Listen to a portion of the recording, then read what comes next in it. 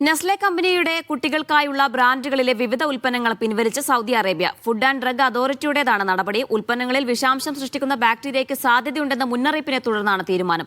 ഉൽപ്പന്നങ്ങളുടെ പ്രത്യേക ബാച്ചുകളാണ് പിൻവലിച്ചത്.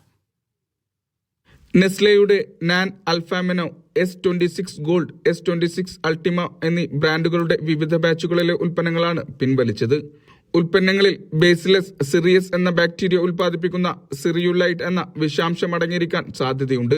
ഇത് കുട്ടികളുടെ ആരോഗ്യത്തിന് ഭീഷണിയാകുമെന്ന സാധ്യത മുൻനിർത്തിയാണ് പിൻവലിക്കൽ.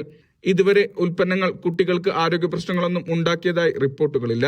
എന്നാൽ ഉൽപ്പന്നങ്ങളുടെ ഉപയോഗം ഛർദി, വയറുവേദന തുടങ്ങിയവ കുട്ടികളിൽ ഉണ്ടാക്കിയേക്കാം. ഈ സാഹചര്യം മുന്നിൽ കണ്ടുകൊണ്ടാണ് വിപണിയിൽ നിന്നും ഉൽപ്പന്നങ്ങൾ പൂർണ്ണമായും പിൻവലിക്കാനുള്ള തീരുമാനം. Mishal Cherpulassery, media 1, Riyadh.